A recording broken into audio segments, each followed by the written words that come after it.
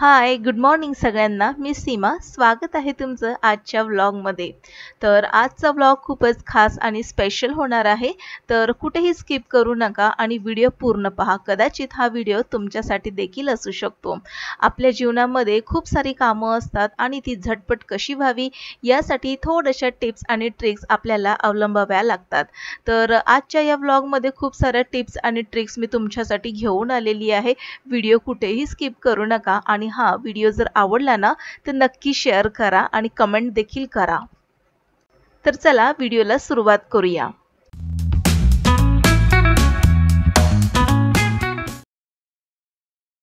तर बघा, रोजच्या सारखीच माझी सकाळ 5:15 ते 5:30 ला झालेली आहे आणि सकाळचं काही मला शूट करायला जमलेलं नाही, कारण की तुम्हाला माहितीच असेल की सकाळी खूपच ना घाई गडबड असते आणि त्यामध्ये शूट करणं खूपच मुश्किलचं काम असतं आणि त्यामुळे मला काही सकाळचं शूट करायला जमलेलं नाही. पण सकाळचे डबे वगैरे आणि मुलं निघून गेल्यानंतर बघा, हा किचन कसा अस्ताव्यस्त झालेला आहे आणि तोच पसारा आता आपण आवरून घेत आहोत. तर सुरुवातीला मी काय करणार आहे, सिंकमध्ये जितकी भांडी पडलेली आहेत ना ती सर्व आधी स्वच्छ करून घेणार आहे आणि मगच पुढचं काम आपण करायला घेणार आहोत. किचन मोकळं सुटसुटीत आणि सिंक जर रिकामा असेल ना तर पटापट कामं करायला जरा उत्साह येतो. तर म्हणून मी सुरुवातीला ही जी भांडी आहे ती पटकन घासून काढली आणि आता वेळ झालेली आहे पिण्याचं पाणी भरून घेण्याची. तर आता ही पिण्याची पाणी साठवण्याची जी भांडी आहेत ती देखील घासून स्वच्छ करायची आहे. तर जवळपास 2 ते 3 दिवसाने अशा पद्धतीने घासून स्वच्छ करून भांडी आपल्याला ठेवायची असतात. कारण की पिण्याचं पाणी माहिती नाही, आमच्याकडे तर टँकरचं पाणी येतं आणि याआधी कधी टँकरचे प्रॉब्लेम नव्हते आमच्याकडे, पण आता माहिती नाही, पाऊस देखील छान पडत आहे तरी देखील आमच्याकडे पाणी येत नाही. काय झालंय कळत नाहीये. तर तुम्ही देखील कल्याण वेस्टमध्ये जर राहत असाल तर तुमच्याकडे देखील असे प्रॉब्लेम आहेत का, आम्हाला कमेंटमध्ये नक्की कळवा. तर आता ही कळशी बघा, ही स्वच्छ घासून घेतलेली आहे आणि दोन्ही कळशा स्वच्छ घासून घ्यायच्या आहेत. आता पाठीमागे माठाच्या पाठीमागे एक तांब्याची छोटीशी कळशी आहे.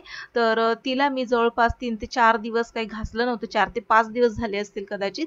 आणि इकडची हवा थोडीशी तुम्हाला माहिती की थोडीशी दमटसर आहे, तर लगेचच तांब्याची पितळची भांडी काळपट पडायला लागतात. तर तांब्याची नाही, एकच कळशी आहे माझ्याकडे आणि त्यामध्ये पाणी भरून हे पाणी आम्ही सकाळी पित असतो. तर कळशी खूपच काळपट झालेली आहे, तर थोडंसं म्हटलं पितांबरीने स्वच्छ घासून घेऊया. तर पितांबरी थोडीशी मी काढून घेतलेली आहे एका डिशमध्ये आणि आता या कळशीला आपण स्वच्छ घासून घेणार आहोत. तर बऱ्याचपैकी तांब्याची आणि पितळेची भांडी घासण्यासाठी बरेच जण पितांबरी लावतात किंवा मग लिक्विड देखील आलेलं आहे बाजारामध्ये. तर आज मी पितांबरीने स्वच्छ ही कळशी घासून घेतलेली आणि घासल्यानंतर बघा कशी लख्ख निघालेली आहे. तर पितांबरीने ही कळशी घासून घेतल्यानंतर आपल्याला जो डिश वॉश बार जो आहे, भांड्यांचं साबण, त्याने देखील पुन्हा एकदा घासून घ्यायचं, म्हणजे कळशीवरती डाग पडत नाही. तर आता बघा, ही भांडी मी स्वच्छ घासून घेतलेली आहेत. आता यामध्ये आपल्याला पाणी भरून घ्यायचं पिण्याचं. तर आता हे सर्व करून झाल्यानंतर, अंघोळ पाणी करून झाल्यानंतर थोडंसं फ्रेश होऊन थोडीशी स्वतःची देखील तयारी करून घेऊया. तर आता इथे थोडंसं मॉइश्चरायझर लावून घेतलेलं आहे आणि केस वगैरे विंचरून आपण आता पुढच्या कामासाठी जाणार आहोत. तर मला ना सकाळी सकाळी अशी गळ्यामध्ये केस जर असतील ना तर काम करायला खूप म्हणजे अनकम्फर्टेबल वाटतं. त्यामुळे मी ही केस वरती बांधून टाकलेले आहेत आणि आता आपण कामाला सुरुवात करूया. तर भरपूर सारी कामं पेंडिंग आहेत आणि आता ती वाट बघत आहेत. तर आज आपण काही कामं पाहणार नाहीत, काही टिप्स आणि ट्रिक्स पाहून घेणार आहोत. शॉर्टकट मेथड ज्या तुमच्या सगळ्यांसाठीच उपयोगी पडणार आहे. तर आज मी पावभाजी बनवणार होते, भाजी निवडून घेतलेली आहे. तर हे जे प्लास्टिकचं सूप आहे त्यामध्येच मी सगळ्या भाज्या घेतल्या होत्या आणि निवडून या भाज्यांचा जो कचरा आहे तो या सुपामध्ये काढून घेतला. लसूण वगैरे किंवा कोथिंबीर, हिरवी मिरची, सर्व भाज्यांचा निवडून हा कचरा मी या सुपामध्ये ठेवलेला आहे. तर कधीही एक लक्षात ठेवायचं, पहिली महत्त्वाची टिप की भाज्या जेव्हा तुम्ही निवडत असताना तर त्यावेळेस तुम्ही एक मोठं असं सूप घ्या किंवा मग ताट घ्या किंवा मग पेपर घ्या आणि त्यावरती अशा पद्धतीने कचरा तुम्ही घालून घ्या. दुसरी गोष्ट, ज्यावेळेस तुम्ही कोथिंबीर वगैरे निवडताना तर अशा पद्धतीने जर कमी वेळ असेल तर झटपट कोथिंबीर कशी निवडायची, एकत्रच सर्व देठ घ्यायची हातामध्ये आणि एकत्रच कट करायची आणि अशा पद्धतीने मग निवडून काढायची। आणि आता सर्व जो कचरा आहे लगेचच आपल्याला डस्टबिन बॅगमध्ये भरून घ्यायचा आहे, म्हणजे पसराई होत नाही आणि पटकन कचरा भरला देखील जातो। आता आपण दुसरी टीप पाहून घेणार आहोत। आता कोथिंबीर इथे मी निवडून घेतलेली आहे आणि तुम्हाला दिसत असेल की या कोथिंबीरीला भरपूर अशा मोठ्या-मोठ्या जाडजूड काड्या आहेत आणि या काड्यांमध्ये ना भरपूर असा रस असतो। तर मी काय करते, अशा काड्यावाली जी कोथिंबीर असेल ना त्याच्या काड्या सेपरेट करून घेते। इतक्या काड्या निघालेल्या आहेत आणि त्याची पानं सेपरेट करून घेतलेली आहेत। तर आता ही कोथिंबीर वेगळी आणि काड्या वेगळ्या आहेत, तर ही कोथिंबीर आपण सेपरेट डब्यामध्ये ठेवू शकतो। आता ह्या काड्यांचं करायचं काय, तर ह्या काड्यांमध्ये भरपूर रस असतो, याला फेकून द्यायचं नाही, ह्याचा देखील आपण वापर करून घेणार आहोत। पाण्यामध्ये ह्या काड्या मी घालून घेतलेल्या आहेत आणि स्वच्छ असं धुवून घ्यायचे। 2 ते 3 मिनिटं पाण्यामध्ये ठेवून घ्यायच्यात, म्हणजे जितकी माती असेल ना ती पाण्याच्या तळाला जाऊन बसते।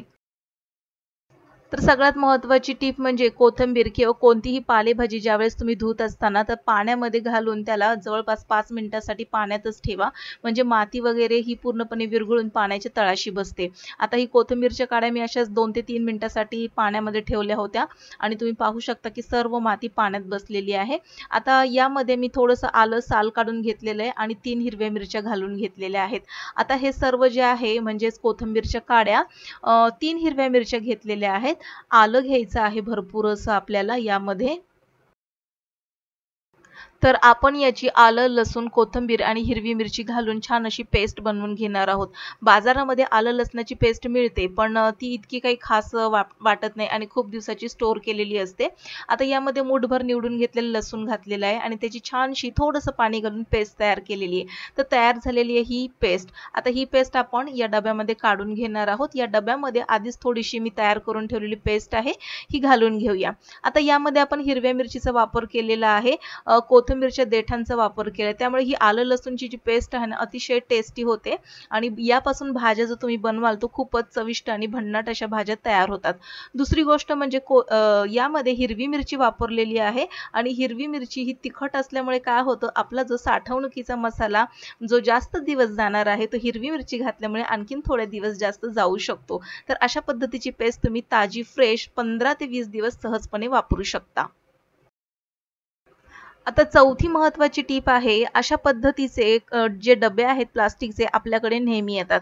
आता हे डबे जे आहेत हे ड्राय फ्रूट्सचे आहेत, काजू, बदाम, पिस्ता आणि अंजीर या डब्यांमध्ये येतं। शॉपिंग मॉलमध्ये जे आहेत त्याच्यामध्ये हे डबे मिळतच असतात आणि ह्यामध्ये ड्राय फ्रूट्स असतात। तर हे डबे एकतर प्लास्टिकचे आहेत आणि दुसरी गोष्ट म्हणजे ट्रान्सपरंट आहेत। तर हे डबे फेकून न देता याचा आपण छानसा उपयोग करून घेणार आहोत। सोबतच इथे टिश्यू पेपर आहे, टिश्यू पेपर किचनमध्ये नेहमी ठेवा, खूप उपयोगी पडतात हे। कधी आपल्याला काही डब्यामध्ये काही द्यायचं असेल किंवा तळलेले काही पदार्थ ठेवायचे असतील किंवा काही साठवून ठेवायचं असेल तर त्याचा वापर कसा करायचा ते आता आपण पाहून घेणार आहोत। तर टिश्यू पेपर एक मी असा डब्यामध्ये ठेवून घेतलेला आहे आणि त्यामध्ये जी निवडून घेतलेली कोथिंबीर होती ती आपल्याला ठेवून घ्यायची आहे आणि दुसरा टिश्यू पेपर जो आहे तो यावरती घालून घ्यायचा आहे, म्हणजे कोथिंबीरला जे काही मॉइश्चर सुटेल ना तर हा जो टिश्यू पेपर आहे तो पूर्णपणे ॲब्झॉर्ब करून घेईल। तर अशा पद्धतीने कोथिंबीर जर तुम्ही ठेवली तर खूप दिवस टिकून राहते, ताजी राहते आणि डबे हे ट्रान्सपरंट असल्यामुळे आपल्याला समजतं की या डब्यामध्ये काय ठेवलेलं आहे आपण ते। आता दुसरी गोष्ट महत्त्वाची म्हणजे मिरच्या कशा साठवायच्या, तर कधीही मिरच्या साठवताना मिरच्यांची देठं काढून घ्यायची, म्हणजे मिरच्या खराब होत नाहीत आणि खूप दिवस टिकून आपण ठेवू शकतो। तर ह्या मिरच्यांची देठं काढून घेतलेली आहेत आणि अशाच पद्धतीने टिश्यू पेपर खाली ठेवून घेतलेला आहे आणि यामध्ये आपण आता सगळ्या मिरच्या ठेवून घेणार आहोत। ताज्या मिरच्या भरपूर दिवस राहतात। आता या डब्यामध्ये तुम्ही मिरच्या ठेवू शकता, कोथिंबीर, कढीपत्ता किंवा इतर कुठल्याही चिरलेल्या भाज्या वगैरे ठेवू शकता किंवा निवडून ठेवलेल्या भाज्या। आता सगळ्यात महत्त्वाची टीप, इथे जी मी कोथिंबीर ठेवलेली आपल्याला धुवून ठेवायची नाही। कोथिंबीर, मिरची झाली किंवा कढीपत्ता किंवा पालेभाज्या झाल्या त्या धुवून ठेवायच्या नाही, अशाच ठेवायच्या आणि आयत्या वेळेला आपल्याला त्या जेव्हा गरज असेल त्यावेळेस काढायचं आणि स्वच्छ धुवून वापरायच्या। तसं केल्याने काय होतं की एक तर त्या स्वच्छ धुतल्या जातात आणि दुसरी गोष्ट त्या ताज्या फ्रेश टवटवीत होतात। जर आपण कोथिंबीर, हिरवी मिरची, कढीपत्ता किंवा भाज्या धुवून जर ठेवल्या ना तर खराब होण्याची शक्यता असते. त्यामुळे त्या धुवून न ठेवता अशाच पद्धतीने स्टोअर करायच्या. आता कढीपत्ता देखील मी अशाच पद्धतीने ठेवून घेतलेला आहे आणि लिंबू एका बाजूला मी ठेवून घेतलेले आहे. आपण ते लिंबू मी थोडेसे सेपरेट ठेवलेले आहेत. तर आजच्या या टिप्स तुम्हाला कशा वाटल्या हे आम्हाला कमेंट बॉक्समध्ये नक्की लिहून कळवा. पुन्हा भेटूया अशाच एका इंटरेस्टिंग व्हिडिओ सहित. तोपर्यंत बाय.